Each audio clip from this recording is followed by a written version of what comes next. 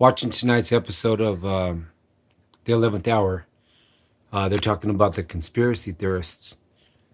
I will admit that I did follow Alex Jones for 12, 13, maybe 14 years.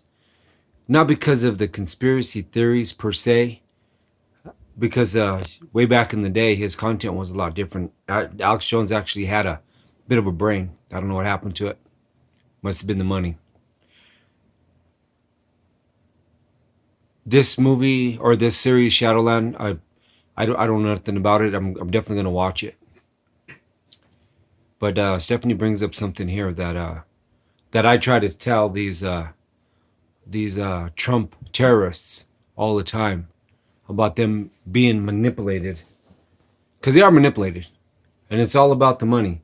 And you know what? She hits right on it, because when you really come down to it, it's all about the money.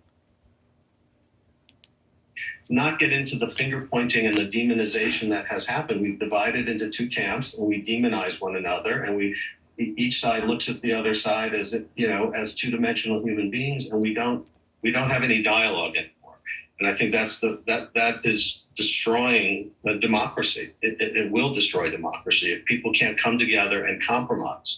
And so instead of doing the usual finger pointing, I wanted to do a deep dive into the world of conspiracy thinking, understand, at least try to understand how people come to their views, without judgment. What I found most fascinating, when you follow these stories, what you end up following is the money. People don't realize that much of this whole conspiracy theory universe is really a multi-billion-dollar industry. Alex Jones, probably the best known, but he's only the tip of the iceberg, isn't he? Exactly. People want... Let's not forget about all the MAGA hats and the Trump flags and the this, that, and the other. And I got to wear all my Trump gear to the next Trump rally. I wonder how much all that costs. It's all a sham. It's all a ploy. They don't really believe in it. You know what they believe in? They believe in talking to these people, knowing that they're impassioned, or like this guy says, I'm going to let it continue to play. The people had a hard time.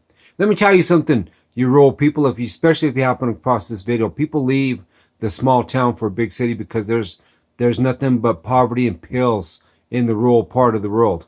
That's it. Why don't you guys stop being crybabies and pull your heads out of your ass? We follow a guy named Pastor Locke who wants to build his church. We follow people who are wanting to sell products. So there are people who know better. There are political leaders who know better. There are people in Congress who know better, but they're taking advantage and manipulating regular people for whom life has not gone well, and they're looking for an answer. And that's the thing that's shameful that I find in our leaders who are knowingly promoting conspiracy theories. But what we've learned, like we spent time with a woman in rural Pennsylvania. She owns a pizza shop. If you were driving through rural Pennsylvania and stopped off at her pizza shop, you'd think she was a lovely person, and you'd want to sit and chat with her, and she feels like an American. And yet she's in January 6th in the Capitol calling for Nancy Pelosi's head, and she's sitting in prison right now awaiting trial.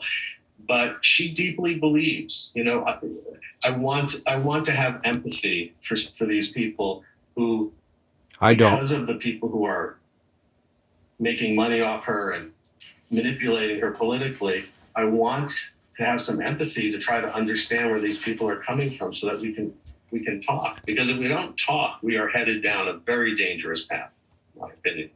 Decency, empathy, compassion, those are things we all need to have. Calling for Nancy Pelosi's head and storming the Capitol, not so much. Joe Berlinger, thank you so much. And you at home can watch Shadowland on Peacock starting Wednesday. I highly recommend it. Coming up,